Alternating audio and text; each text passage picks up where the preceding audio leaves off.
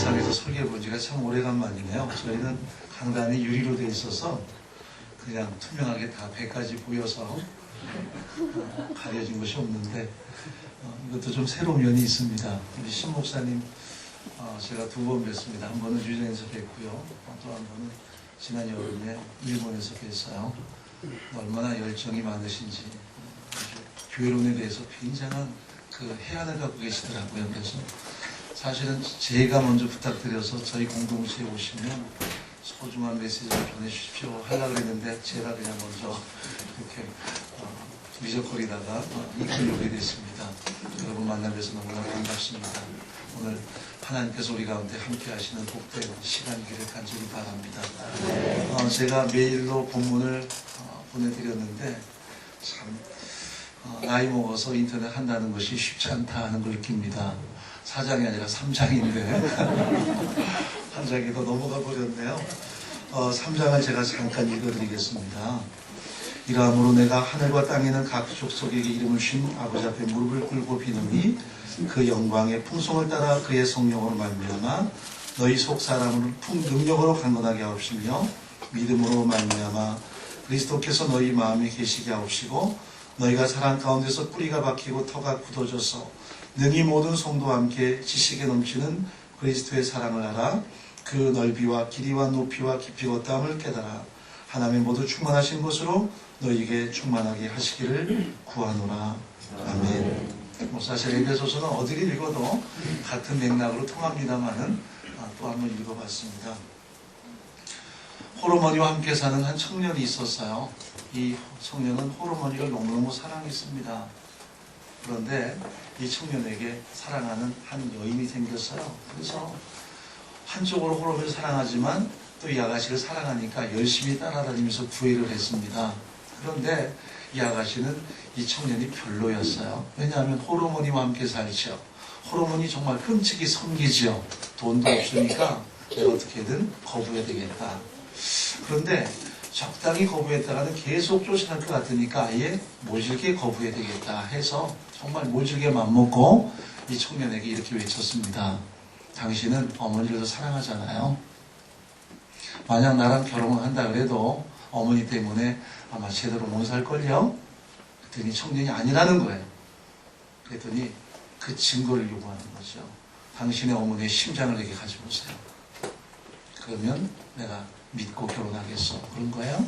이 청년이 사랑에 그냥 눈이 멀어버렸습니다. 사랑 때문에 완전히 감정이 멀어버렸어요.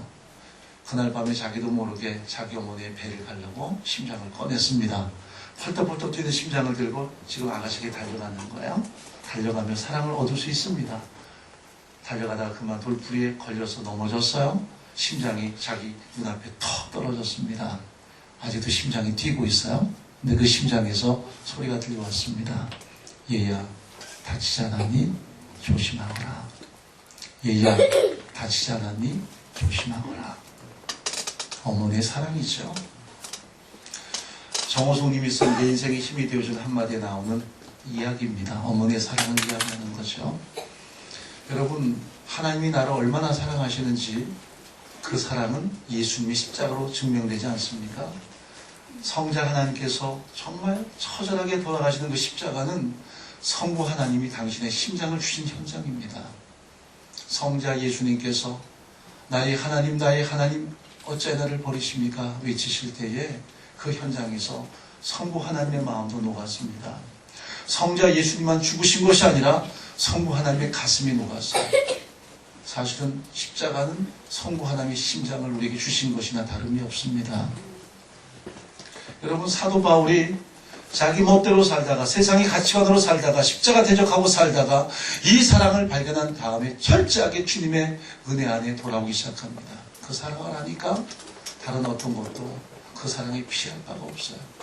그 사랑이 비교할 수가 없어요. 자신의 학문도, 자신의 배경도, 지금까지 자신이 걸어왔던 모든 세상적인 가치관도 그 십자가 사랑에는 비교할 수 없어요. 그 십자가 사랑에 정말 그 가슴이 정복당해서 일평생 복음 증거하며 지금 에베소 공동체 성도들에게 여러분 그 십자가의 사랑의 깊이와 길이와 넓이와 높이를 알기를 바랍니다.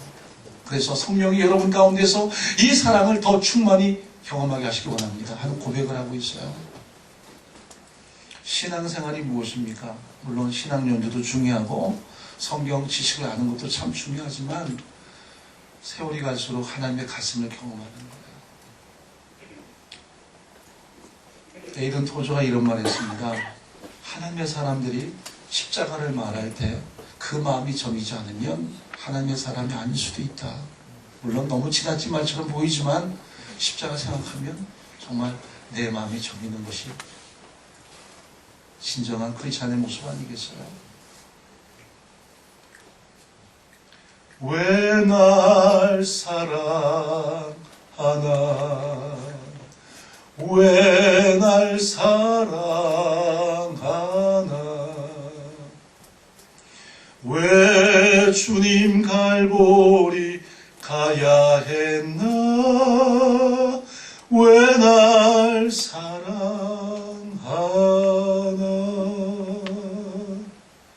왜 날 사랑했나 그게 십자가를 향한 우리들의 마음이죠. 저는 목회 올해 23년째 하고 있어요. 근데 웬일인지 십자가 증가하면 자꾸 가슴이 저며요. 이게 아직도 철이 덜 들어서 그런지 모르지만 가끔 눈물이 나서 울어요. 하나님의 사랑이 얼마나 놀라운지, 얼마나 크신지, 얼마나 감격스러운지 말이죠.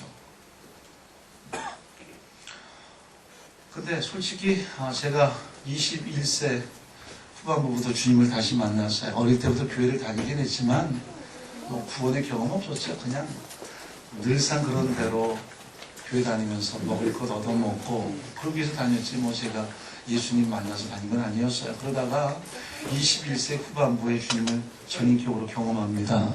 그때 제가 사형 선고를 받았었어요. 그 다음부터 하나님을 아버지로 부르는데 하나님 아버지로 부를 때 제 마음에 앙금이 참 많았어요. 데이빗 시멘즈의 그 상한 감정이 치유한 책에 보게 되면 그 하나님 아버지의 이미지가 제대로 형성되려면 육체의 아버지의 이미지가 좋아야 된대요. 오늘 여기 아버지들이 와 계시지만 아버지가 역할을 잘하고 아버지가 아버지의 그 모습을 잘 드러내야만 우리 자식들이 하나님 아버지 할 때에 그 하나님 아버지를 성경이 말씀하는 그대로 이해하고 믿을 수 있다는 얘기예요. 그런데 아버지가 그 아버지담을 드러내지 못하면 자식들은 자기 육체 아버지를 통해서 하나님을 간접적으로 투사하는데 엉뚱한 모습으로 하나님을 인식할 수 있는 위험성이 있다는 거예요. 아버지가 강하면 하나님도 그런 분으로 생각하고 아버지가 어떻게 보면 능력이 없으면 하나님도 그렇게 무능하신 분으로 복해할 수 있는 위험성이 있다는 거죠. 제가 처음에 주님 다시 만나서 하나님 아버지라는데 저는 하나님 아버지라는 고백이 안 나왔어요. 그냥 하나님은 나오는데 하나님 아버지요 그러면 이게 이상하게 가슴에서 뭐 그렇게 막 앙금이 올라왔어요. 그러니까 하나님 아버지는 제가 고백하기 껄끄러워 했고요. 그냥 하나님, 전능하신 하나님 이런 식으로 제가 기도했어요. 왜냐하면 제가 아버지에 대한 앙금이 참 많아요. 어린 친구들이 있어서 이런 말씀 드리면 드려도 될지 모르지만 솔직하게 함께 나누는 시간이니까 제가 좀 조숙해서 처음으로 자살을 한번 기도했던 적이 6살 때였습니다. 그냥 생각만 한 게 아니고 너무 조숙해가지고 실제적으로 자살을 해보려고 마음먹고 실행에 옮겼다가 정말 죽을 뻔했죠. 그래서 영화를 많이 봐서 그런지 모르지만 아무튼 되게 힘들었어요. 왜냐하면 우리 어머니가 내가 너 때문에 산다 이놈아. 너 없으면 내가 진지게 팔자 고친다. 하도 그 소리 들어서 나 없으면 엄마가 잘 살 줄 알았어요. 그래서 내가 죽는 게 도와주는 거겠다 싶어가지고 한번 모지게 마음먹고 전 어머니 참 사랑하거든요. 난 어머니 그러면 막 가슴이 지금도 저며요. 우리 엄마 그러면 지금은 치매가 오셔가지고 물론 자식은 알아보시지만 그래도 엄마 그러면 내 마음이 저며요. 지금도 전 만지고 그러는데 그 엄마가 전에 죽을 수도 있겠더라고요. 그래서 6살 때 의자 갖다 놓고 대들보에다가 줄을 하나 걸어서 이렇게 목에다 맸어요. 이분은 하나 둘 셋 해가지고 그냥 의자를 발로 차버렸죠. 요새 영화에서 보는 그대로예요. 그런데 정말 죽겠더라고요. 갑자기 허공에 몸이 붕 떴는데 숨이 확확 막히는 거예요. 눈이 막 나올 것 같은 거예요. 혓바닥이 쑥 빠지는 거예요. 그래가지고 몸부림을 쳤어요. 괜히 묶었다. 때가 늦었죠. 막 숨이 가깝해서 어쩔 줄 모르는데 놀라운 것은 조금씩 제가 내려가는 거예요. 그리고 내려가다가 이 발가락 끝이 닿았어요. 그래서 가시발로 간신히 숨을 쉬는데 그 이상은 안 내려가요. 그래서 이 내리면 답답하고 들면 좀 살겠고 그래서 거의 1시간 동안에 점핑을 했어요. 계속 살고 싶어서. 그러다가 우리 어머님이 이 광경을 보셨어요. 제가 맸던 그 줄이 뭐냐면 우리 아버님이 타셨던 그 자전거 뒤에 묶는 그 옛날에 가는 그 줄 있잖아요.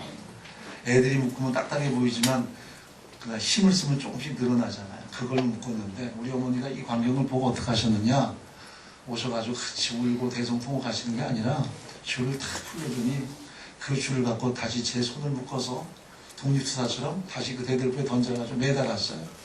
그리고 빨개 홀딱 벗겨서 우리 아버님 혁틱 풀어가지고 그냥 때리셨어요. 죽으라고.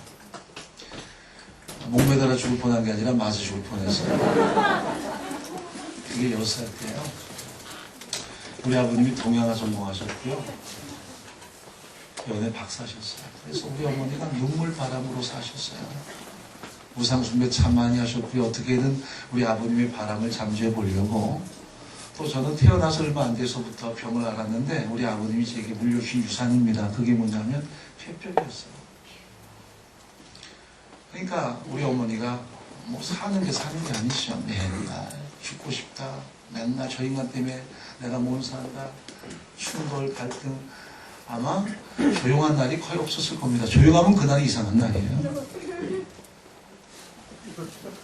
그래서 우리 어머니가 나만 없으면 산다는데 아들 사랑해서 정말 떠나지도 못하고 그래서 내가 죽으면 엄마가 패자고 치겠다 싶어서 그렇게 했는데 죽을 뻔했죠. 그렇게 살다가 나중에 제가 초등학교 4학년쯤 때예요. 4학년 때 저희 집안이 완전히 무너져가지고 빚쟁이들이 학교를 쫓아와서 제가 학교를 못 가고 제 이모님 댁에 얹혀 살기 시작했습니다. 그때 키가 제가 4학년 때인데 150이 넘었으니까요.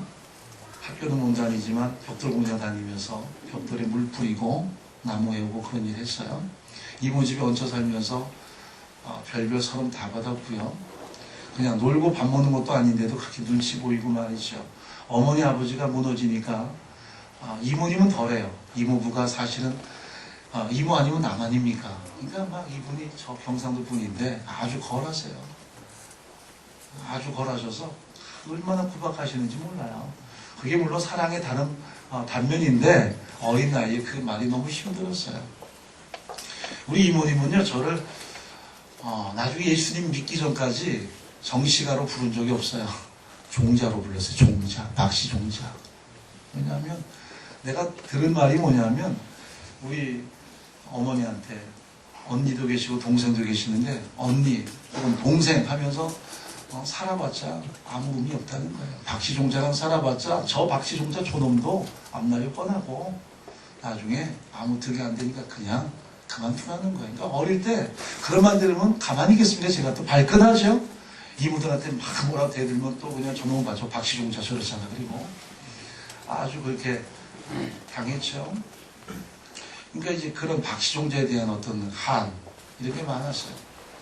그래서 제가 4학년 때 이제 학교 그만두기 직전에 학교 갔다 왔는데 그때 제가 키우던 개가 한 마리 있었습니다. 세파트 그 새끼인데 저희 집이 망하면서 그걸 제가 안고 이모님 댁에 갔는데 어머님은 이제 제가 그때 부평에 이제 이모님 댁이 있었는데 이 부회로 서울로 나와서 어떻게든 시무살에 대해서 돈 벌어서 아들 데리고 간다고 나오신 거고 저는 그 강아지 데리고 말이죠 사는 거예요. 이게 내 동생이고 어떨 때는 정말 엄마의 채취를 느끼는 거 아닙니까? 근데 한 번은 학교를 갔다 왔는데 걔가 없어요. 그래서 이상한 어디 갔을까 싶었는데 저녁에 밥을 먹는데 보니까 고깃국이 올라왔어요.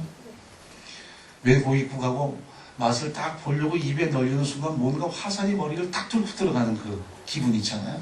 그래서 부엌에 가서 커다란 가마솥을 이렇게 열어봤더니 4개가 통째로 들어가 있어요. 텅 누워있는데 허벅다리 하나 뜯어가지고 밥상에 올리는 거예요. 완전히 눈이 뒤집혀가지고 나중에 이제 저희 이모부님이 이야기했는데 밥상을 제가 엎어대에 들어와가지고 그래가지고 막 나쁜 놈이라고 그랬대요. 또 죽듯이 맞아 저 쫓겨나죠 또. 아무튼 그 다음부터 제가 보신탕을 못 먹어요. 지금도 보신탕 냄새만 맡아도 토하려고 해요. 제가 얼마나 보신탕에 대해서 이 뭐랄까 이 정신적인 문제가 많으냐면 이 지나가다가요 어디서 냄새가 나요.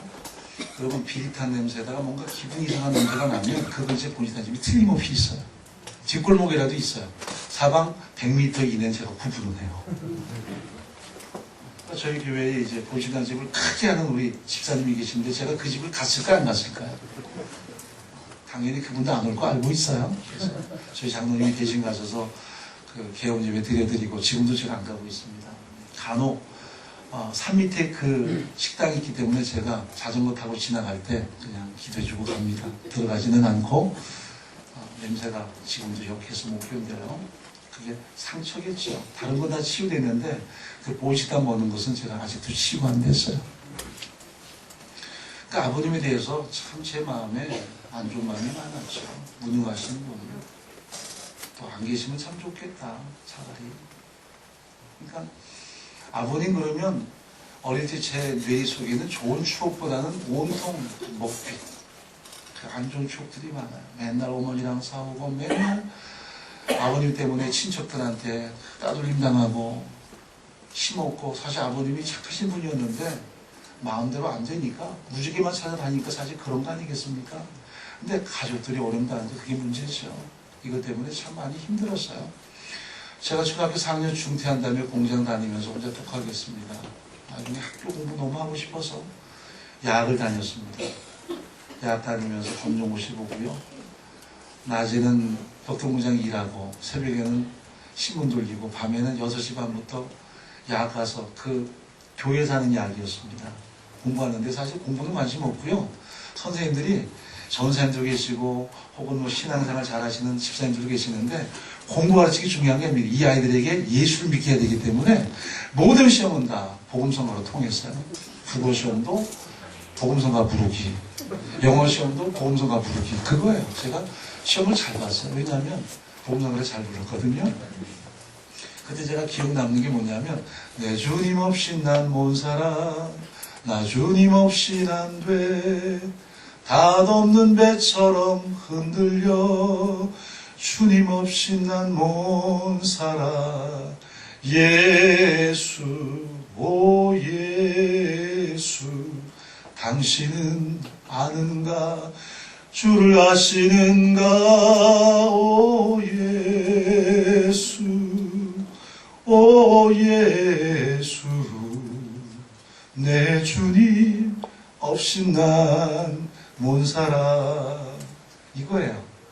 이거 부르면 잘 부르면 100점도 주고 95점도 주고 있습니다. 제가 점수 잘 맞았어요. 그런데 그때는 왜 이런 노래 가르쳐주나 이해가 안 됐는데 이 노래가 제 운명을 바꿀 때다.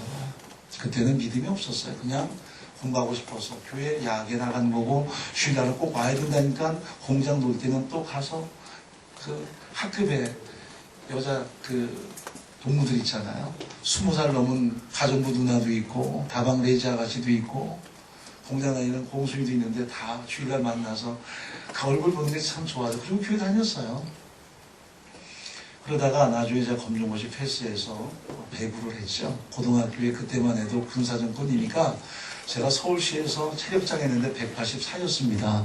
그래서 배구로 차출됐습니다. 차출됐는데 공부도 안 맞아본 사람을 키 크다는 것 때문에 그냥 끌고 갔어요.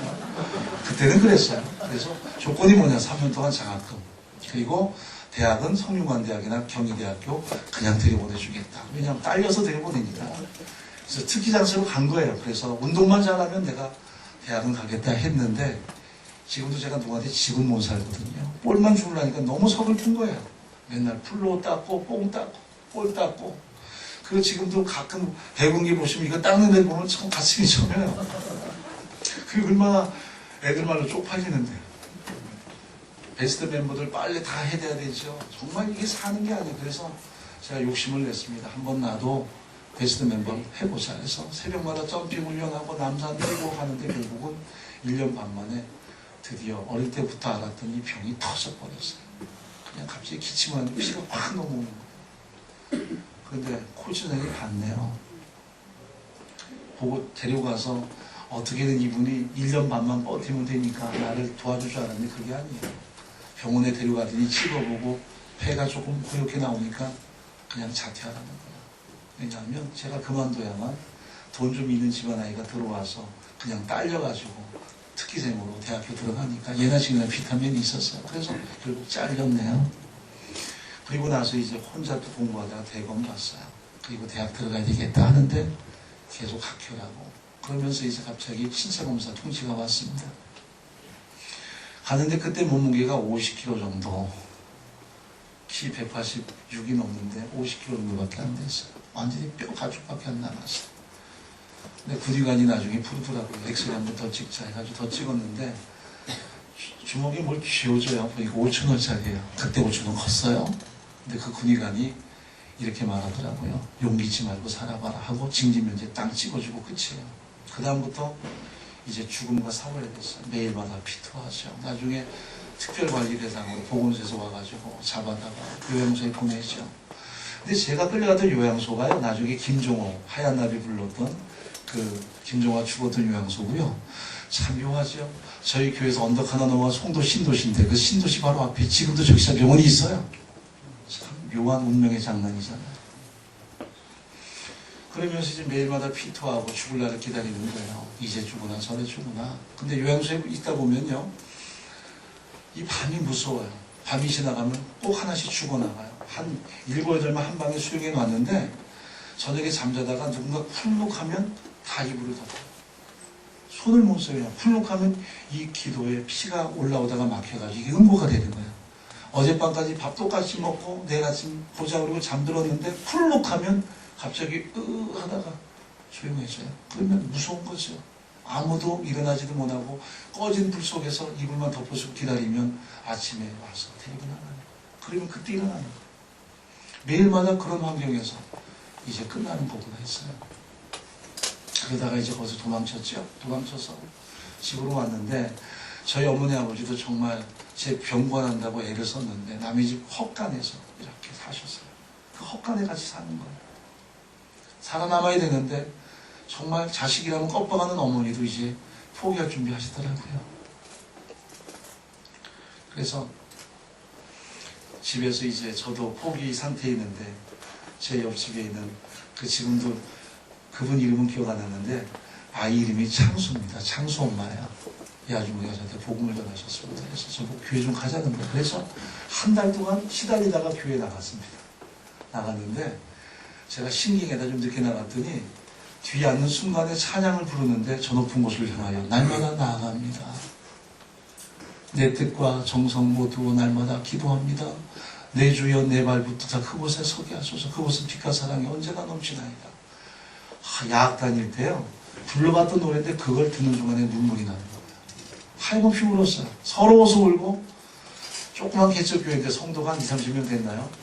제가 눈물이 터져가지고요. 목사님이 설교를 못할 정도로 북받쳐 올라서 나중에 예배가 끝났더래 울다가 축단을 해는 도망가야 되겠는데 그 타이밍을 놓쳐가지고요. 그러면 끝나면 다 가면 그때 가자 했는데 좀 이따 조용해져서 눈을 떠봤더니 목사님, 전사님 뒤에 딱 기다리고 있어요. 그때 잡혔어요. 그래서 지금 여기까지 오게 된 거예요. 그리고 제가 새벽 기도부터 시작했죠. 왜냐하면 폐병 환자는 새벽이 제일 무서워요. 새벽에 일어나면 오늘 하루 산 거고 어쩌면 내일 새벽을 못 볼 수도 있어요. 그래서 새벽 기도 나오면서 정말 십자가의 사랑, 십자가에 대해 많이 노래했죠. 그런데도 하나님 아버지에 대해서는, 아버지라는 의미에 대해서는 제가 앙금이 있었어요. 나중에 신학하고 전도사하고 목사가 되고 천막에서 개척 시작하고 그러면서도 아버지 그러면 앙금이 있어요. 나중에 저희가 천막할 때 저희 아버님도 더 이상 꿈을 찾아 다닐 수 없어가지고 결국은 다 포기하고 그 천막하는 저희 집에 오셨어요. 단칸방 10식구 살았어요. 6식구가 2년 동안 단칸방에 살았습니다. 그래도 기백은 잃지 않으셨어요. 박씨 가문의 양반이신데 기백이 뭐 어디 가겠습니까? 당당하셨어요. 저희 아버님 사전에 미안하는 말은 한 번도 없으셨어요. 근데 얼마나 우리 아버님이 가부장적이냐면 하여튼 천막 이후부터 저희 교회에서 빠지진 않았죠. 그러니까 남들 보기에는 믿음이 있어 보이잖아요. 매주마다 한 번도 안 빠지시니까. 더구나 목사 아버님인데 저희가 천막에 있다가 지하실에 2년 있다가 지상 그 상가 건물에 1년 반 있다가 그리고 나중에 쫓겨나가지고 남의 땅 얻어서 가건물 이렇게 벽돌로 만들어 올려서 있었는데 그때 처음으로 안수장을 세웠습니다. 근데 저희 아버님 제가 알죠. 아직도 그 간간히 친구들 만나서 이렇게 하는 것도 계시고. 근데 이 집사님들은 순진해서 그런지 모르지만 목사 아버지니까 믿음이 있을 걸로 알고 집사님들 같이 하자는 거예요. 제가 안 된다 했더니 연반장을 돌려가지고 목사님 아버님을 같이 앉히셔서 세워달라는 거예요. 그래서 그래도 동역자들이 원하니까 함께 세웠죠. 근데 문제는 그 임직식이 아니었습니다. 교회 어르신들이 이제 노예 어르신들이 오셔가지고 임직을 하는데 그래도 담임 목사가 임직회를 드리잖아요. 근데 저희 아버님 함자가 박자 영자 근자인데 그래도 담임 목사 교회를 대표하는데 성명 박자 영자 근자 못 하잖아요. 성명 박영근 위에 분을 본은혜교회 안수집사로 임직합니다 하면서 드리잖아요. 드리는데 그때 지금 사진이 있어요. 드리는데 꽤 무거운 돌판에 새겼는데 이걸 한 손으로 딱 드셨어요. 한 손으로. 교회가 뒤집어졌어요. 완전히. 한 손으로 받는 것도 마지못해가 아니라 아예 뻗으시고. 나중에 이분 왈 어떻게 애비가 자식한테 두 손으로 받냐? 그게 우리 아버님이에요. 목사님들이 앉아있다가 뒤집어졌어요. 야, 박목사 큰일 났다. 이제 니네 아버지 때문에 너 앞으로 목회 힘들겠다. 한 손으로 받아요. 한 손으로. 그 우리 아내 같은 경우는 뭐 시어머니, 시아버지 밑에서 정말 고생 많았죠. 제가 피트하고 신학교 들어가서 처음부터 낫지는 않았어요. 2년 가까이 있다가 조금씩 나아졌는데 그때 제 아내 만나서 제 아내가 저와 결혼하고 또 도와줘서 제가 신학교 졸업하고 목회 얘기를 접어들었는데 어떻게 보면 우리 딸이 그러죠. 바보들과 평강공주라고. 제 딸이 미스콜에 나와가지고 그 노홍철 씨가 이렇게 질문했습니다. 그 무능한 남자, 거짓말 잘하는 남자, 그리고 의심하는 남자하고 이제 꼭 결혼을 해야 되는데 그 중에 하나를 꼭 골라야 된다면 어떻게 하겠느냐 그랬더니 제 딸이 뭐라 그랬는 줄 아세요? 뭐 다 싫지만 그래도 꼭 하나 골라야 된다면 능력 없는 남자를 택하겠대요. 왜 그러냐 그러니까 능력 없는 남자를 바본달과 평강공주처럼 능력 없는 남자를 능력 있게 만들 능력이 자기에게 있다는 거예요. 대답을 제법했어요. 그래서 나중에 물어봤죠. 야, 너 대단하다 그랬더니 엄마 아빠 생각하면 딱 나와.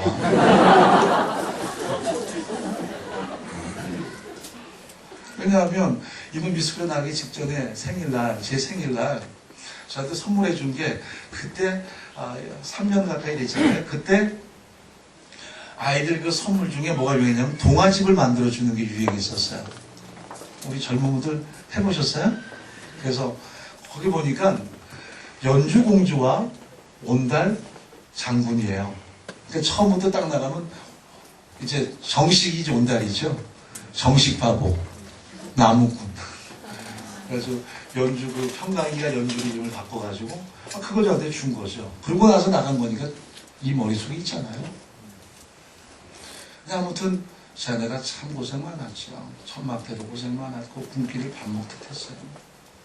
어떨 때는 굶어서 젖이 안 나오니까 우리 딸아이가 정말 먹을 게 없어가지고 누렇게 뜨고 말이죠. 근데 저희 아버님이 장모님 되시고 나서도 정말 신앙생활 잘 하시고 좋아하시는데 저와 앙금이 있었어요. 아무한테도 말 못해 이거는. 앙금이 있어요. 그냥 뭐 교회에서는 목사님 또 저도 장모님 그러는데 집에 가면 보이지 않게 으르릉 하는 게 하고 이런 게 있었어요. 그게 있었는데 완전히 하나가 안 된 거죠. 그러니까 사실 이게 괴로운 거죠. 하나님 앞에 죄스러운 거죠. 근데 지금 횟수로 5년째 돼가네요. 제 아버님이 위암 수술을 받으셨어요. 그러니까 위암 판정 받으셔가지고 수술을 받으시는데 이미 심장 수술을 수년 전에 또 하셔가지고 어쩌면 수술하시다가 돌아가실 확률이 50%라고 해요. 근데 아버님이 기도하시면서 당신이 수술을 받겠다고 해서 결정을 했는데, 공교롭게도 수술 받는 그날이 제 아들로 군대 입대하는 날과 겹쳤어요. 그러니까 저희 집안에 군대 유일하게 가는 놈인데 아들 하나 딸 하나니까 배웅해 주고 싶은데 그날이 하필 아버님 수술날 아침이에요. 그래서 그 전날 아버님을 입원해 드리고, 그리고 아들이 입대하는 새벽 2시에 와서 수술동에서 쓰라 그러더라고요. 그리고 아침 7시에 수술 들어간다는 거예요. 그러니까 아들놈하고 새벽 12시 반에는 빠이빠이 하고 제가 아산병원까지 와야 돼요. 그래서 아이하고 그날 밤에 대화를 좀 나눴죠. 학사정으로 가니까 넉 달 동안 이제 훈련 받아야 되는데, 얘기하다가 저도 지금 생각해보면 왜 그런지 모르지만 쓸데없는 객기였어요. 그게 뭔 줄 아세요? 아이한테 군대 보내면서 제 나름대로는 나는 좀 그래도 괜찮은 아비였다 착각한 거죠. 그래서 아들놈한테, 요한아, 혹시 아빠가 너한테 뭐 잘못한 거 있으면 얘기해라. 괜히 앙금 품고 가면 좋지 않으니까 다 버리고 가. 아빠가 잘못한 거 있으면 말해. 아빠가 용서 구할게. 그랬더니 뭐 웃으면서, 아빠 그런 거 없어 해야 되는데, 이 자식이가 갑자기 눈을 이렇게 돌리는데, 이렇게 돌리는데 뭔가 굉장히 많은 정보가 지금 이렇게 수집이 되는 거예요. 뭔가 이렇게 그 중에 하나를 딱 고르는 거예요. 이제 고르는데 이 얘기를 하더라고요. 그게 뭐냐면, 자기가 5살 때 동생이 이제 1살 반 됐는데 자기가 분유를 먹었다고 그냥 모질게 팼다는 거예요. 벽 위에 올려놓고 정말 다리 몽둥이 부러질 만큼 맞았다는 거예요. 그게 얼마나 아팠는지 모른다는 거예요. 그렇다고 어떻게 이렇게 때릴 수 있냐는 거예요. 아니, 자기도 배고파가지고 점심도 굶고 그래서 분유 좀 먹었는데 그거 먹었다고 이렇게 모질게 때리냐는 거예요. 근데 사실 제가 해석을 하면 이거예요. 분유통을 하나 사면 선반에 올려놔요. 왜냐하면 이거는 딸아이 밥이니까. 저지 안 나와요. 아내가 제대로 못 먹어서. 돈이 생기면 탈탈 털어가지고 저희가 한 주간에 헌금이 900원, 1000원 나올 때입니다. 천막에서. 그러니까 뭐 생활비는 고사하고요. 제 아내는 탁월한 게 뭐냐면 900원 나올 때 이거 다 한꺼번에 홀딱 먹어도 모자라잖아요. 근데 교회 재정은 누가 볼 수도 없으니까 장부에다 기록해놓고 따로따로 보관했어요. 안 건드렸어요. 그거 다 먹어도 사실 뭐 기별도 안 가는 건데도 그걸 안 건드리고, 그래서 어떻게든 뭐가 생기면 딸아이 분유통을 사가지고 올려놓는 거예요. 2개 사면 마음이 흡족하고요. 대부분 1개 사서 올려놓는 거예요. 그리고 바닥이 보이면 그때부터 막 불안불안하죠. 또 사면 올려놓고 하는데 가끔 보면 이게 반이 비어요. 이게 누가 먹었을까? 이거 아들놈이 먹은 거죠. 근데 어느 날은 제가 신방 갔다 왔는데 밤늦게 왔어요. 부부싸움 하는 집 다 뜯어말리고, 가스통 틀어놓고 싸우는 집 뜯어말리고, 그 지금도 판자촌이 있는데 이상하게 싸우면 가스통을 틀어놓고 싸워요. 그러니까 동네 사람이 다 몰려나와요. 살려달라고. 그래서 교회로 쫓아가서 저를 불러가요. 목사 가서 말려야 되니까. 그러면 제가 가고 아내는 방 안으로 들어가고 저는 바깥에서 기도하죠. 저는 무서워서 못 들어가고 아내는 그냥 뭘 모르니까 뛰쳐 들어가죠. 그러면 이제 남편은 가스통 틀어놓고 불티나 가스라이터로 튀긴다 그러고, 아내는 죽이라고 소리 지르고, 동네 사람은 다 나와서 구경하고. 그게 우리 교인이었어요. 그러고 왔는데 기진맥진 하죠. 아이가 울어서 분유통을 내려보니 완전히 바닥에, 이게 분유를 탈 수가 없어요. 얼마나 퍼먹었는지. 나중에 알고 보니까 우리 아들 녀석이 자기 동무들이 신방 와가지고 다 같이 타먹은 거예요. 너 안 줄까? 나 안 줄까? 먹다 보니까 다 없어질 거예요. 뭐 성경대로 했죠. 주라 그러면 후회되어 넘치고 주셨으니까. 근데 문제는 안 치워지는 게 문제였어요. 그래가지고 그날 한이죠, 한. 서름이죠. 이걸 자식을 잡은 거예요. 누가 먹었냐 그랬더니 자다가 깨어나가지고요. 상황을 아니까 무서웠는지 안 먹었대요. 잘 만났죠. 거짓말 아빠가 제일 싫어하는 거 알지? 이건 하나의 조건이었고요. 오시게 되었어요. 그런데 20년이 넘어가지고 이걸 기억할 게 뭡니까, 이 자식이. 그것도 군대 가는 저녁, 그날 밤에 아빠, 내가 그때 얼마나 아픈 줄 아세요? 지금도 자기가 가끔 그 꿈을 꾼대. 자다가 아파서 벌떡 일어나는 꿈. 내가 그렇게 뭐 잘못했냐고. 그런데 정말 마음이 턱 걸리는 거 있잖아. 그래서 제가 미안하다 그랬더니, 아빠, 농담이에요. 용서할게요 그러는 거예요. 그럼 말을 꺼내지나 말지. 그리고 방을 나왔는데 눈물이 나는 거예요. 욕실에 들어갔는데 1시간 동안 아마 그 이상 됐을 거예요. 하염없이 울었어요. 통곡하고 울었어요. 수돗물 틀어놓고. 얼마나 미안한지. 그 과거가 다 오버랩됐는데 말이죠. 얼마나 미안한지. 애비 역할 못한 내 잘못이 왜 그놈 잘못이겠어요. 너무 미안한 거죠. 여담으로 제 딸아이가 그때 이제 같이 있다가 자기도 상처 얘기하는데 그 상처가 뭔 줄 아세요? 오광뚜껑으로 맞은 거. 단칸방에 살면서 화장실이 어디 있으면 오광에다 사는데 자다 깨어서 잘못 산 거예요. 옆으로. 할머니가 오광뚜껑으로 잘못 샀다고 때렸대요. 우리 어머니 속이 괄괄하거든요. 그것도 얘기하고 하여튼 상처 집안이에요. 그리고 제가 방에 들어가 봤더니 아이는 이미 자고 있어요. 제가 기도했죠. 이제 2시에 제가 아버님 수술동에서 사인해야 되는데 그래서 아이한테 손 얹고 하나님 이 아들의 마음에 모든 상처 씻어주십시오. 정말 애비 역할 잘못해서 이 아이가 아파하지 않도록 도와주십시오. 제가 분명히 아버지에 대한 이미지가 하나님 아버지에 대한 이미지와 연결되어 있다고 했는데 제가 잘못한 거 많습니다. 기도하면서 참 눈물이 나더라고요. 그래서 기도해주고 제가 병원으로 갔어요. 살 확률 50%, 수술 끝나도 잘 될 확률 별로 없고, 그러나 한번 해보겠다는 이런 의사 말 듣고 사인하는데 참 기가 막히잖아요. 그리고 드디어 이제 7시에 수술 시작하기 전에 마취실로 가시는데 제가 저희 아버님 이렇게 안고 기도했어요. 하나님, 우리 아버님을 강건하게 하셔서 치료해 주십시오. 건강하게 도와주십시오. 근데 아버님이라고 하기보다는 우리 장모님 그랬어요. 약간 마음에 거리감이 있었겠죠. 그리고 기도의 동요함이 아멘 하고 들어가세요. 드디어 이제 그 간호조무사들이 이렇게 밀고 들어가는데 그 수술 문이 이렇게 열리면서 닫히잖아요. 그때 제가 이렇게 돌아서려다가 다시 돌아봤더니 우리 아버님이 누워 계시다가 이렇게 일어나가지고 다는 못 일어나고 한 15도 정도 일어나가지고 저를 보시는데 그 눈동자가 저랑 마주친 거예요. 근데 처연한 눈동자 있잖아요. 도장에 끌려가는 양 같은, 막 그 송아지 같은. 그래서 제가 그 견딜 수가 없어가지고 잠깐만요 하고 외쳤어요. 그랬더니 그 침대가 들어가다가 멈췄죠. 제가 달려갔어요. 가가지고 우리 아버님 안았더니 아버님도 이제 덩달아 안았어요. 기도했죠. 하나님, 우리 아버지 살려주세요. 한 번만 살려주시면 제가 모든 안건 다 털어버리고 새롭게 시작할 수 있는 기회를 주세요. 우리 아버님도 울고 저도 울었죠. 한 번만 기회 주세요. 한 번만. 지금까지 좋은 날이 없었던 것 같아요. 겉으로는 좋은 듯 해도 속에서는 앙금이 있고 뭔가 한 번만 휘저으면 막 올라오는 거 있잖아요. 그걸 그냥 가라앉히고 있을 뿐이지 평화롭게 있을 뿐이지 앙금이 있었어요. 목사인데도 이 앙금이 웬일입니까 도대체. 근데 그날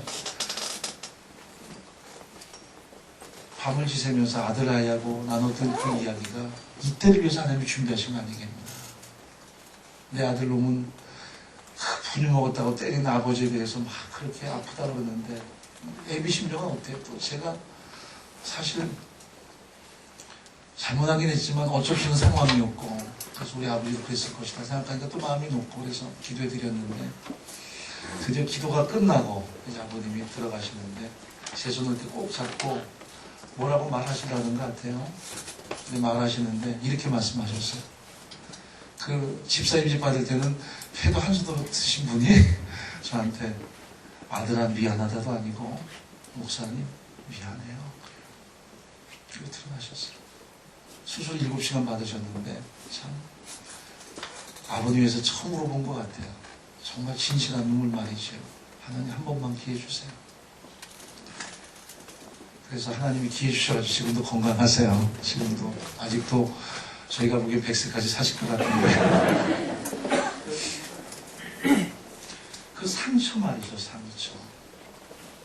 제가 그 5년 전에 요셉을 주제로 설교를 한 적이 있습니다.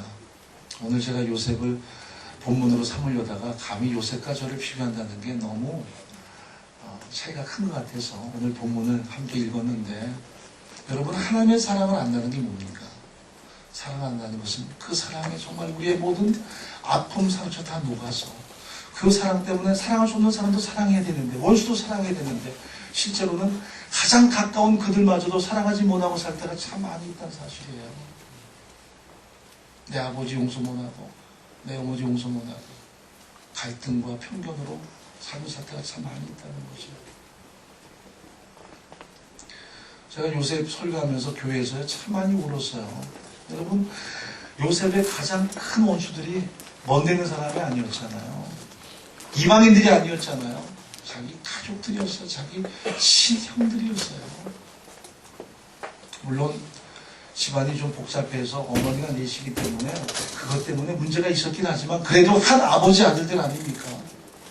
그 요셉이 꿈을 꿀 때 그래도 형들이면 거창한 꿈을 꿨으면 하늘에 있는 별과 모든 달과 해가 내게 전하되이다 그러면, 요셉아 너 참 꿈 대단하다 하고 세워놓고 우리가 축복해 줄게, 너는 담장록으로 뻗은 나무 축복기도 해줄 수도 있잖아요. 그런데 이것 때문에 나쁜 놈, 교만한 놈하고 음모를 꾸미잖아요. 나중에 아버지 시므리의 도단까지 3일 동안을 잠도 못 자고 형들을 찾아서 간 그 요셉을 보고 형하고 반가워하는데, 형들은 뭐라 그래요? 꿈꾸는 놈이 오는구나, 우리가 죽여버리죠. 얼마나 잔인하고 얼마나 무서워요.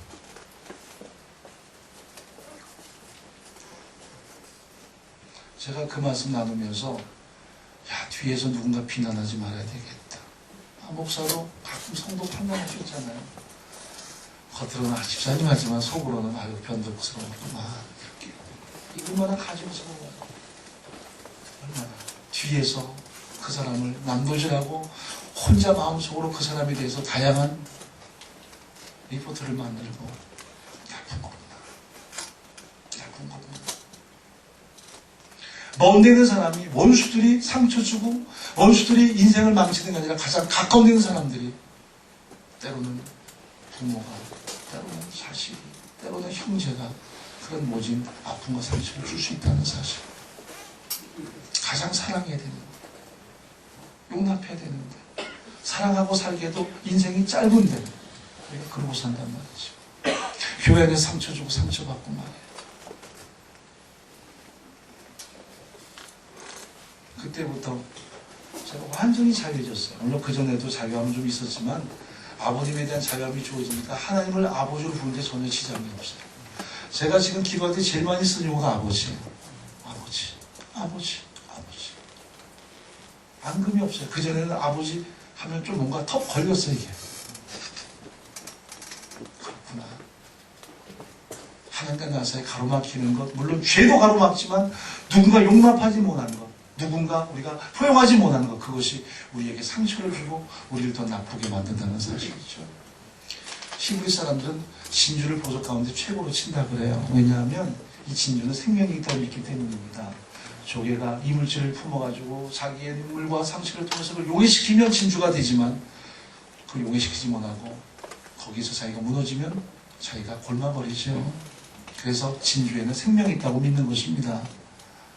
제가 성경에 읽다가 저에게 표를 어떻게 지을까 하다가 스카스 인투 스타스라고 지었습니다. 그리고 티어스 인투 비전, 상처는 별이 되고 눈물은 비전이 됩니다. 요셉의 삶을 추적하다가 얻게 된 결과였습니다. 여러분, 우리가 하나님을 사랑하고 하나님을 의지하고 하나님께 기도하면 상처도 상처로 끝나지 않고요, 하나님이 한 명의 선을 만드세요. 눈물을 비전으로 만드세요. 그게 하나님의 법칙이에요. 그러나 상처를 그대로 두면 우리의 삶이 무너져 버리죠. 우리의 삶이 곤고해지죠. 우리의 모든 삶이 그래요. 저희 공동체 지금 23년째 됐습니다. 꼭 23년 된 지 한 달이 지났네요. 1월 둘째 주가 이제 저희 창립 기념주일이었습니다. 저희 공동체는 지금 장로님이 4분 계시고요. 그리고 운영위원회가 40여 분 계시고, 그리고 설립사님들은 제가 잘 안 세봤습니다. 왜냐하면 저희 교회 서리집사 제도는 거의 유명무실합니다. 다른 교회에서 서리집사 받은 분은 다 그냥 직하면 불러줍니다. 원래 형제자매니 그랬더니 나중에 나이 드신 분들이 굉장히 싫어하셔가지고 그래도 집사를 형제가 뭡니까 해서 뒤에서 막 들어오는 소리가 있어서 그래 처음에는 저도 원칙주의자를 안 된다 했는데 집사님 불러주는 게 그렇게 나쁜가 싶어가지고 그냥 허용했더니 뭐 서로 알아서 다 자기들끼리 붙여버려요. 근데 저희가 이제 항중직만 운영원에 들어올 수 있습니다. 그리고 제가 제자훈련하면서 말씀으로 섬겨서 최하 3년, 길게는 7년 그렇게 세워진 동역자들이 500여 분 됩니다. 그래서 저희 교회는 그런 동역자들이 섬겨서 지금 주일날은 한 4,000여 명 정도 이렇게 출석하면서 교회가 움직이고 있어요. 근데 교역자는 한 분도 안 계세요. 그렇다고 가끔 오해하는 게 뭐냐면 부교역자가 없다는 것 때문에 좀 굉장히 좀 이해를 못하는 경우도 있습니다. 저희는 상황이 좀 달라요. 저희는 교단 자체가 뭐 합동이나 통합이나 이런 좀 뭔가 근사하거나 하나의 그 잘 균형 잡힌 교단이 아니고 어떻게 보면 중소 교단입니다. 그래서 지금은 좀 많이 커졌는데 백석대학교가 저희 교단인데 얼마 전까지만 해도 참 많이 어려웠어요. 교육자를 우리가 구하고 한다는 게. 그런데 이제 저희가 처음에 개척하고 한동안 사역하면서 제자훈련을 시작했기 때문에 교육자들을 제가 직접 2년 동안 훈련해서 저희 교회에서 세웠습니다. 그래서 4분의 목사님하고 2분의 연사님이 세워져서 저희가 함께 목회를 시작을 했는데 문제는 이 4분의 목사님이 세워지고 난 다음에 갑자기 방향성이 달라진 거예요. 목사가 되더니 목회하고 싶다는 거예요. 부목사가 싫다는 거예요. 한 분은 다음 세대의 인생을 걸었다 그래서 정말 교육 다 시키고 학교 다 보내고 제자훈련해서 세웠는데 4년 동안 가르쳤습니다. 한 분은 또 노인복지에 관심 많아서 또 그분도 4년. 그래서 4분을 세웠는데 부목사 되자마자 갑자기 개척하고 싶다고 눈동자가 이렇게 변하기 시작했어요. 그래서 한 번은 밥 먹다가 한번 허식하게 얘기해보려 했더니 다 개척하고 싶대요. 어떡하겠어요? 그래서 저희가 500만 원 월세에 보증금에 50만 원 세 주고 남의 땅 빌려서 이렇게 브로커 이렇게 세워가지고 예배당 하고 있을 때 지금부터 15년, 16년 전이죠. 그때 돈으로 1,000만 원씩 다 지원했습니다. 저희한테는 엄청나게 큰 돈이었어요. 인천에서 그 돈이면 저희 동네에서 땅을 한 100평 살 수 있었고요. 그리고 뭐 웬만한 뻔듯한 상가 하나 얻을 수 있었어요. 그리고 저희가 2년 동안 200만 원씩 도왔습니다. 저희 때 30만 원 사회금 받을 때였어요. 그래서 결국은 그렇게 해서 2년 동안 후원하겠다 해서 4개 교회가 세워졌는데 불사 우리 교회는 자원이 없는 거예요. 자원이. 그때부터 고민이 시작이 됐습니다.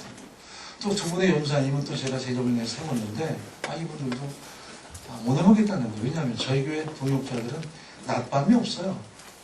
저희는 지금 공동체로 움직이기 때문에 장례식이 터지면 지난주에도 부산에서 있었는데 또 그 전주에 설날은 경남 마산에 있었습니다. 그러면 그 공동체의 그 순장이나 또 SL이라고 하죠. 스태프 리더라고 그러는데 스태프라는 말이 뭔가 어떤 그 일을 하기 위해서 만들어진 분야가 아니라 저희는 SDP를 붙입니다. 한 발짝 앞서서 가는 사람. 발자국을 인도하는 사람. 그래서 먼저 당신이 본보기가 되라는 게 스텝 리더입니다. 앞에 한 걸음 앞서서 걸으면 뒤에 사람이 따라가요. 양의 수성 보면요. 대장 우두머리가 딱 차면 고기를 그대로 따라가요. 마찬가지로 동역자들이 꼭 앞서서 주님을 따라가면 뒤에 있는 사람이 따라갈 것이라는 의미에서 스텝 리더를 붙입니다. 스태프가 아니고요. 이분들이 경남 마산까지 설날 가요. 그 눈이 오는 밤거리를 헤쳐서 10시간 걸려서. 그게 저희 공동체의 특성입니다. 지난주에는 또 저희 그 성령공무 총무님이 아버님이 돌아가시고 부산까지 또 한차 갔다 오고요. 근데 제가 다 못 가잖아요. 전 그냥 화음만 보내드리면 동역자들이 가서 알아서 다 섬기고 와요. 또 저희 공동체에 지금 젊은이가 많기 때문에 장례식은 많지 않지만 일단 어떤 장례식이 터지면 제가 없을 때 누가 하느냐. 장로님들이 먼저 가셔서 예배를 드려주세요. 장로님들이 참 잘하세요. 다 저한테 배운 풍월인데 저보다 더 잘하세요. 예 와서 똑같이 사용하시고 얼마나 잘하시는지 몰라요. 그러면 저는 이제 시간 만들어서 가든지, 그리고 제가 교회 있을 때는 어떻게든 장례식은 제가 다 챙기려고 했습니다. 3번이든 4번이든 제가 무조건 가는 이유는 정말 복음 전하고 그리고 가족들을 위로하기 위해서입니다. 근데 제가 신방은 전혀 못하고 있는데 가는 곳은 장례식장 아니면 중환자실, 그리고 교회의 병원 신방은 제가 합니다. 지금도. 저희 공동체는 지금도 제자반, 그리고 기본적인 배대성서 이렇게 해가지고 얼마 전까지 제가 16개 썼다가 너무 몸에 무리 가서 8개로 줄였다가 지금은 이제 그냥 8개 하고 있습니다. 일주일에. 그리고 설교 다 하고 있고요. 근데 제가 이렇게 힘들다고 느끼지 않는 것은 신방 안 하고요. 험한 일 안 하기 때문입니다. 근데 저희는 500명 넘는 동역자들이 세워지고 그 중에 이 사랑방이라는 작은 소그룹을 세우는 동역자가 200여 명, 그리고 각 파트, 저희는 유치부부터 시작해서 영유아부까지 각 파트의 스텝 리더가 세워지면 그들이 다 해요. 그러니까 어떻게 되냐면 영유아부가 우리 한국에서 최초로 만들어졌다고 저희가 자부하는데 15년 전에 만들어졌습니다. 그런데 지금 그 학교 교장 선생이시던 그 남편의 교장인데 부인이 아이에 대한 관심이 많으세요. 그래서 애들을 어떻게 좀 자기가 돌아볼까 해가지고 제가 그분이 열심히 느껴졌기 때문에 제자 훈련하고 난 다음에 저희가 비전 나누게 하거든요. 뭐 하고 싶습니까? 그랬더니 하고 싶은 걸 얘기해요. 그게 돈 드는 거 아니고 그게 뭐 교회에 대해서 크게 뭐 월권하는 거 아니기 때문에 하고 싶다면 하라 그래요. 본인이 맡았는데 동역자를 80명을 구하더라고요. 80명. 그래서 그 다음 주부터 실행하는데 저희가 지금 본당은 지하예요. 그래서 본당은 지하에 들어갔고 1층은 다 커피숍입니다. 그래서 커피숍이 300평 가까이 돼요. 그러니까 들어오면 커피숍이 뜨악하게 있어서 이게 교회냐 커피숍에 가끔 왔다가 도망가요. 저희는 교회 오시면 뭐 어떻게 오셨나요? 절대 안 그렇습니다. 어서 오세요 그래요. 그래서 저희 로뎀나무 아래서라고 커피숍 도우미들이 계세요. 이분이 오전부터 저녁 10시까지 헌신합니다. 자, 아침 9시에 나와서 청소부터 시작해요. 그런 다음에 4시간씩 자기들의 시간을 따라 헌신하는데 커피는 다 무료입니다. 하다못해 거지가 오시더라도 저희는 어떻게 오셨어요? 라고 묻지 않고 어서 오세요 그래요. 그러면 이따 와서 커피만 드시고 커피부터 그런 다음에 동양을 시작하세요. 일단 커피 드시고 동양하고 그래요. 저희 키즈랜드라고 있어서 동네가 좀 아이들 말로 후지입니다. 지금은 좀 나아지고 있는데 그래서 놀이터도 변변치 않아 위험하고 그래서 저희 교회 한 공간에다가 놀이터도 만들었습니다. 정글인처럼 그렇게 해서 그 아이들이 오면 그 동역자들이 거기도 거의 30명이 시간 만들어서 아침 9시부터 저녁 6시까지 돌아오면서 봐줘요. 그러니까 어떤 분들은 우리 교인들 아닌데도 와가지고 애들 말대로 쇼핑 자기 돌아다니고 와서 또 밥 먹고 온다 그러고 그래도 맡아줘요. 왜냐하면 복음이 증거되니까. 그러니까 1층은 다 그런 공간입니다. 다 커피숍 그리고 퀴즈랜드에서 아이들 노는 공간. 본당은 지하에 누구 말로 처박혀 있습니다. 컴컴한데 왜냐하면 본당이야 뭐 예배 몇 번 드릴 때 쓰는 곳이니까 또 지하는 그만큼 공간 확보가 쉬우니까요. 그래서 2층 3층이 뭐냐 저희는 다 영유아실입니다. 제일 좋은 장소에 영유아실이 있어요. 영유아실 가보면 지금은 물론 흔하지만 바닥이 최첨단 그 장판인데 쿠션입니다. 그냥 그 고무 쿠션 말고요. 아주 우드중 같은 것인데 쿠션이 돼가지고 애들이 넘어져도 머리 다치지 않는. 거기서 우리 도우미들이 한 80여 명 되는데 이분들은 주일날 2부, 3부 저녁 예배 그리고 수요일날 1부, 2부 봉사하세요. 와가지고 앞치마 소독한 앞치마 다 입으시고 손 다 씻고 난 다음에 소독하고 그리고 아이들 접종 다 소독해놓고 기저귀 다 갖춰놓고 그리고 1인당 한 사람씩 맞습니다. 3층에는 영아들을 위한 그 베이비시터가 있고요. 그렇게 해요. 왜냐하면 젊은이들이 많으니까. 그런데 중요한 것은 그렇게 하니까 젊은이가 더 와요. 애 낳으면 어디로 가라? 다른 교수도 은혜교회로 가라. 왜? 우리는 봐줄 수가 없으니까. 근데 시어머니들이 보내요, 저희 교회로. 다른 교회 시어머니들이 다니시는데 아무리 봐도 우리 교회는 애들 데리고 콜록콜록 애가 그러는데 작년 예배 같이 들어와야 되죠. 시타 막 나오죠. 그런데 이거 귀한 아이들 힘드니까 며느리한테 은혜교회 너도 잠깐 다녀라. 그러다가 아예 붙박이 내서 그랬어요. 근데 왜 그러냐면 저희 교회가 원래 학력이 좋은 교회가 아니에요. 제가 80년대에 개척하고 그런 다음에 천막 신장소가 판자촌인데 지금 법원 들어왔는데 그 옆에가 다 지금도 공중묘소가 있어요. 아직까지. 여러분 지금 이 시대에 공중묘소 있는 그 동네가 아직도 남아있어요. 법원 옆인데 개발도 안 됐어요. 그 옆에 저희가 있었고요. 얼마나 학력이 낮은가 하면 정말 저희 초기 동역자들 보면 초등학교 졸업생이면 그야말로 훈장 달고 다녀요. 대부분 뭐 초등학교도 못 다니고 지금은 상황이 많이 달라졌지만 그래서 저희 교회는 평신도를 동역자로 세운다. 저희는 평신도가 없다고 말합니다. 왜? 평신도라는 것은 어떻게 보면 이 계급을 의미하는데 우리는 다 동일한 구원의 은혜를 누린 사람이고 동일한 하나님의 사람들이고 동일한 목적을 향해 보냄 받았기 때문에 직임만 다를 뿐이에요. 목사의 직임이 있어요. 그건 질서죠. 그러나 신분은 우리가 하나님 안에서 동일하지 않습니까? 캐톨릭은 사제와 평신도의 계급이 달라요. 그러나 개혁교회는 계급은 다르지 않죠. 다만 직임이 다를 뿐이죠. 그 직임의 질서를 통해서 교회를 세우고 사람들 양육하고 그들에게 하나님의 모든 사역을 위임하는 거죠. 그러기 위해서 교회 안에 질서가 있는 거죠. 어떻게 보면 저만 교회에서 월급을 받아요. 누가 저한테 그러더라고요. 야, 은혜교회 정말 재정이 남아 돌겠다. 저희는요, 제가 이렇게 여러분 이한교회 와서 뵈니까 제일 좋은 건 이렇게 남의 그 건물 빌려 쓰는 건데 이거 만만치 않아요. 저희는 천막 시작할 때부터 거대한 슬로건이 뭔 줄 아세요? 우리는 세계 선교하겠다. 천막에서 첫 주일날 나오는 900원 그거부터 선교했어요. 저희가 89년도 그때 이제 80명 간신히 돌파했습니다. 그러니까 3년 만 3년 만에 80명 돌파했고요. 그리고 93년, 94년 들어가면서 이제 200명, 96년에 300명이었어요. 그러니까 지금으로부터 13년 전에 300명이었습니다. 그때 저희 예산이 1억이었어요. 1억. 그런데 선교 얼마나 한 줄 아십니까? 1억 2천에 3천 했습니다. 마이너스 2, 3천이었어요. 해마다.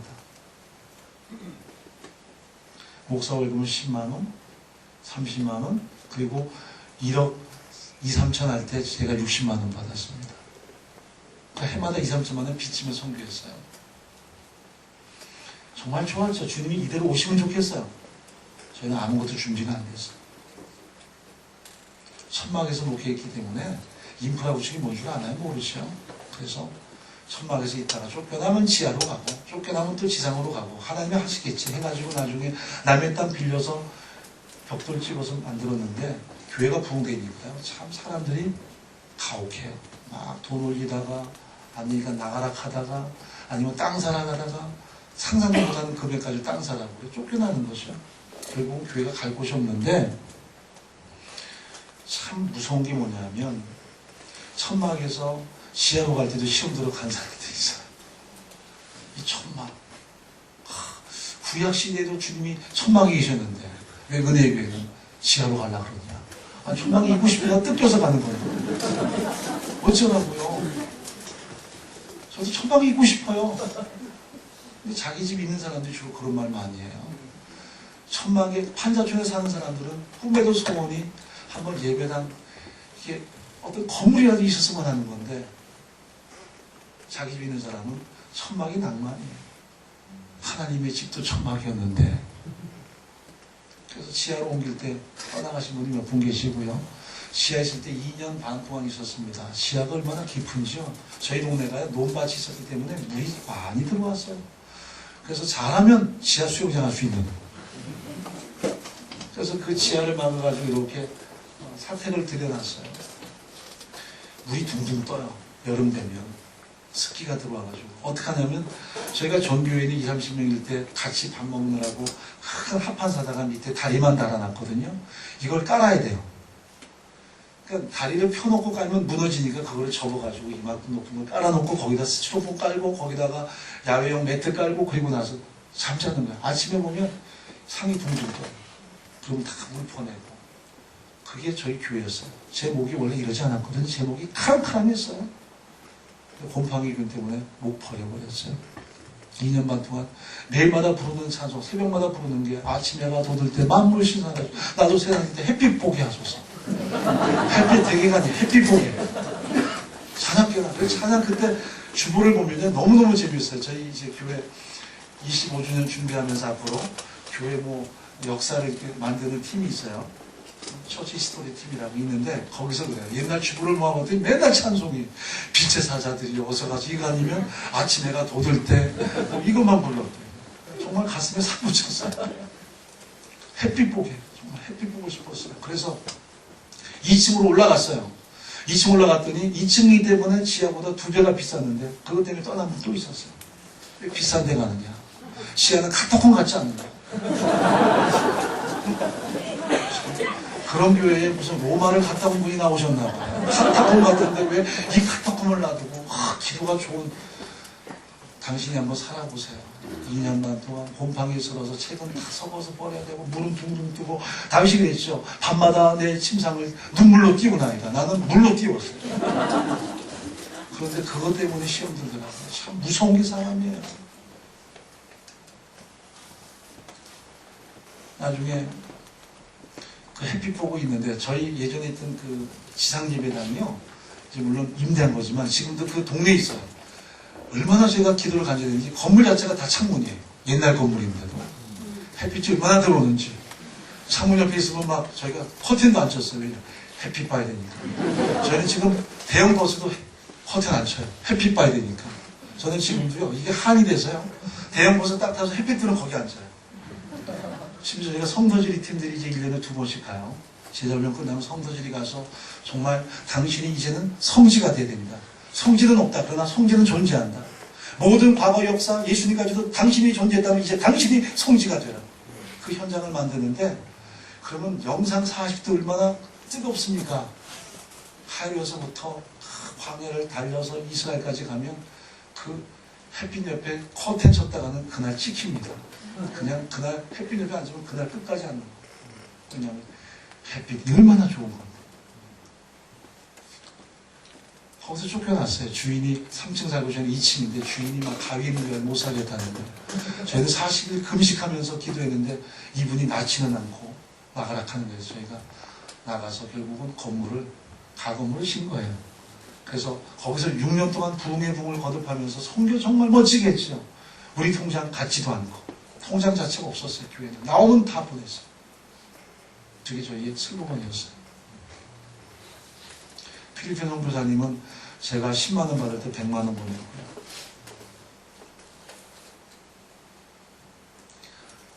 아무것도 준비가 안 됐어요. 근데 갑자기 집주인이 못 믿을 게 집주인이에요. 나가라 해요. 땅땅 200만 원도 안 되는 거 은혜교회가 잘 된다는 소문이니까 1000만 원 내래요. 못 낸다 하니까 나가라는 거예요. 세를 더 주겠다. 안 통해요. 1000만 원 주고 안 살려면 나가라. 그리고 쫓겨났어요. 아무것도 없는 거예요. 할 것도 없어요. 상가도 더 이상 없고 동역자들이 기도하면서 눈물로 호소하면서 자기들의 전세 빼고 있는 거 다 팔아서 1억 얼마 만들어서 지금 저희 부지 정말 5분의 1 샀어요. 그리고 같이 기도한 또 조금 사고 근데 또 떠난 분도 계셨어요. 왜 교회가 세상에 투자하느냐. 여전히 계시더라고요. 여전히 계세요.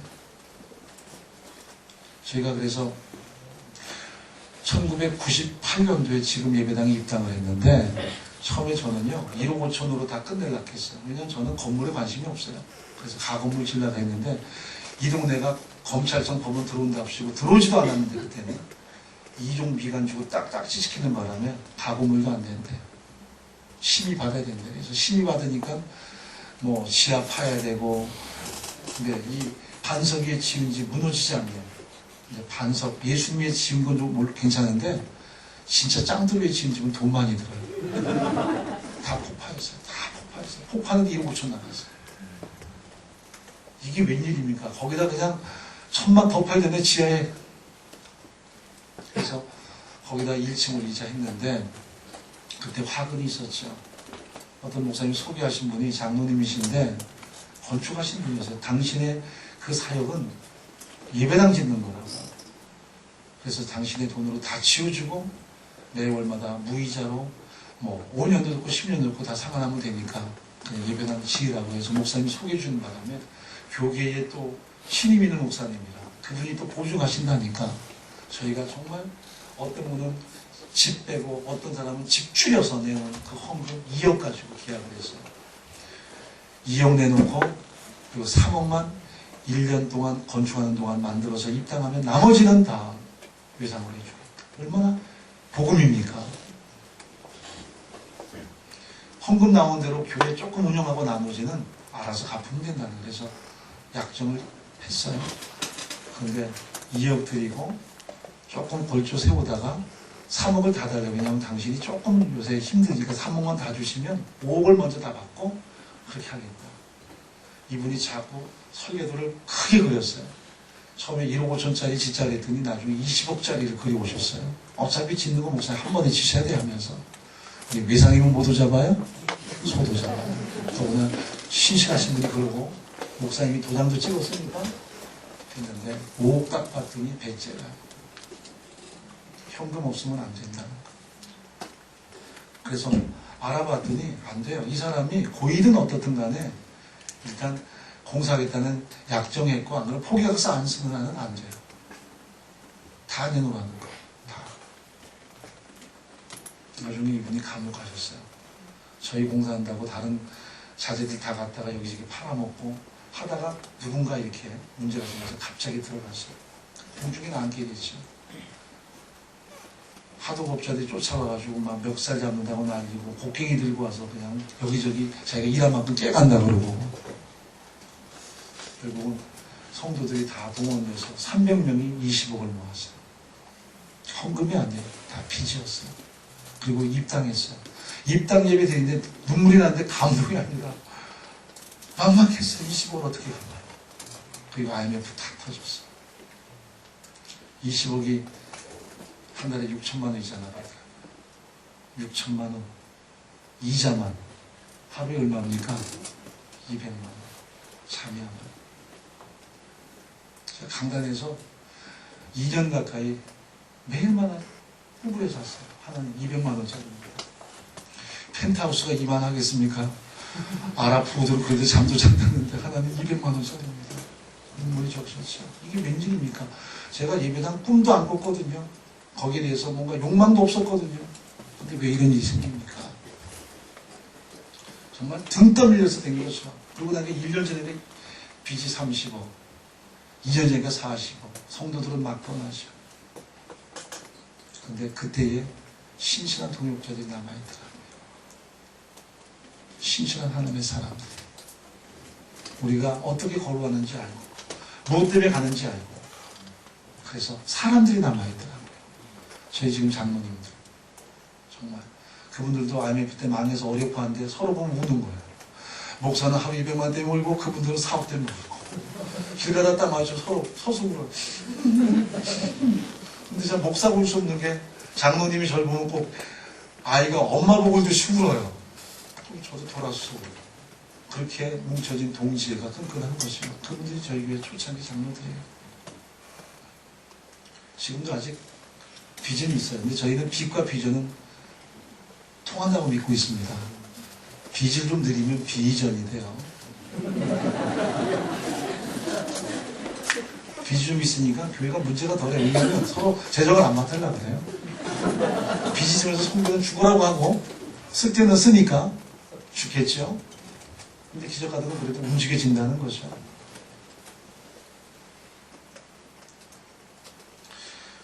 벌써 했네요. 많이. 큰일 났네. 이제 좀 결론을 맺어보죠. 하나님께서 상처를 치유하시면 그 상처는 별이 될 수 있어요. 한 개인의 상처도 치유하시면 그 개인의 삶도 정말 존귀하게 되는데 공동체 안에 그 상처를 치유하시면 수백, 수천, 수만 개 별이 될 수 있죠. 근데 사람들이 공동체에서도 상처 주고 상처받고 살지 치유돼서 별로 받을 생각 별로 안 해요.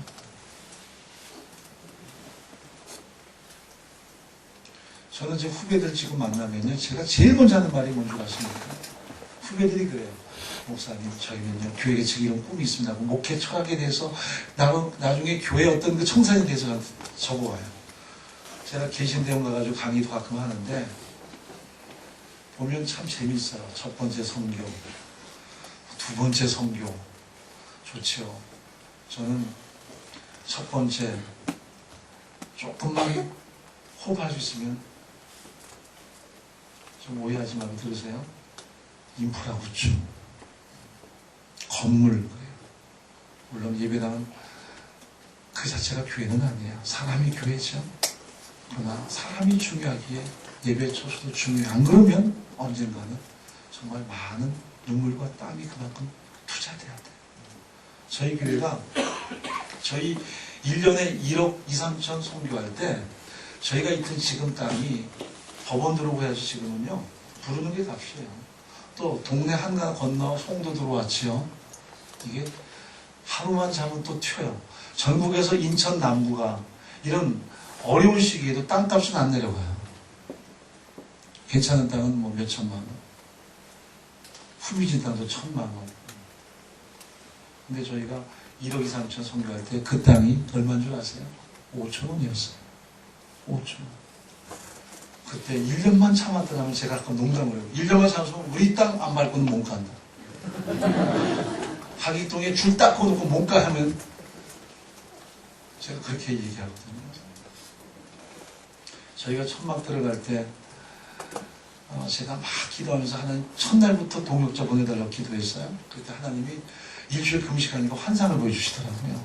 정말 수많은 사람들이 천막에 막 군대까지 들어오는 거 확신 가졌어요. 그래서 주일날 아침에 새벽같이 나가서 기도하면서 하나님 오늘 우리 교회 일꾼들이 올 걸로 믿습니다 하고 기다렸어요.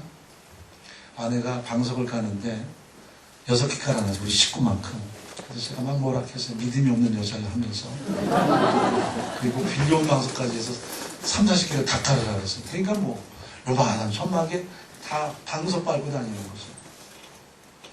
그리고 10시 반 돼서 제가 강단 뒤에서 기도하는데 아내가 막 불러요. 여보 여보 하고 부르는데 그 부름은 경이로운 부름이었어요. 가보니까 저희 천막 앞에 보면 골목골목이 쫙 보이는 사통팔달이거든요. 거기서 한복 입은 여인들이 성경을 가슴에 끼고 우리 교회로 다 오는 거예요.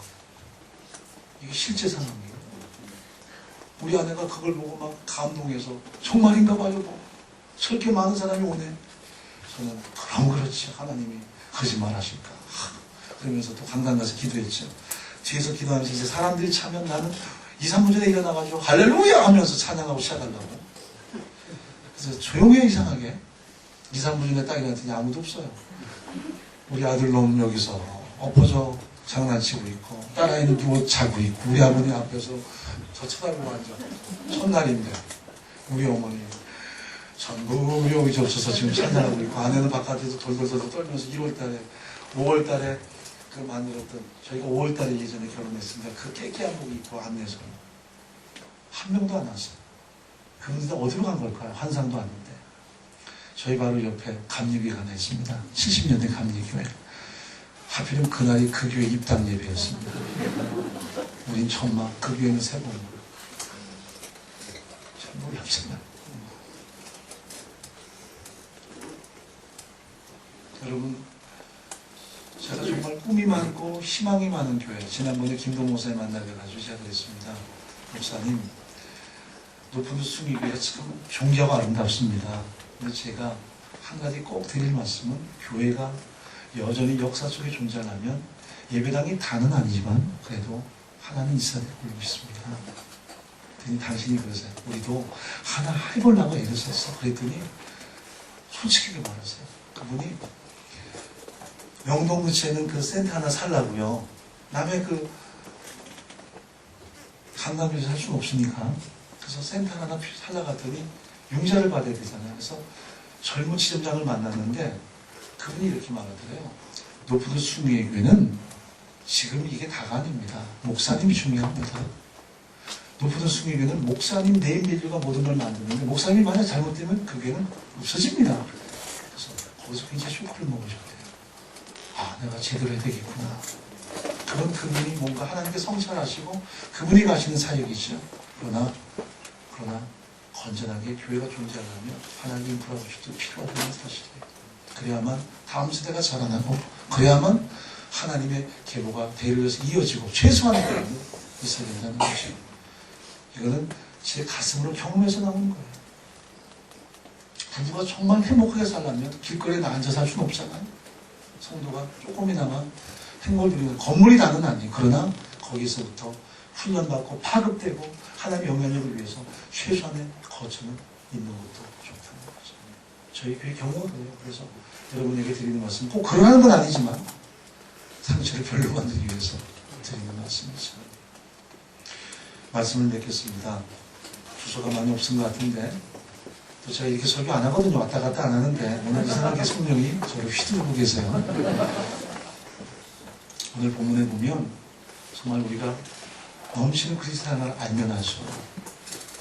그 위에 터가 굳어져서 하나님의 나라와 영광을 위해서 어떻게 우리의 삶으로 헌신하고 섬길 것인가를 이야기하는데, 이 한 교회가 정말 그리스도의 사랑 때문에, 구속의 은혜 때문에 가슴 저며서 그 사랑 안에서 모든 상처는 치유되고 모든 인생의 무거운 짐들을 주께 내어놓을 뿐 아니라 휘진 안에서 좀 더 거대하게 나갈 수 있는 그런 역사들이 여러분 속에서 파급되기를 바랍니다. 하나님께서 그렇게 하실 거예요.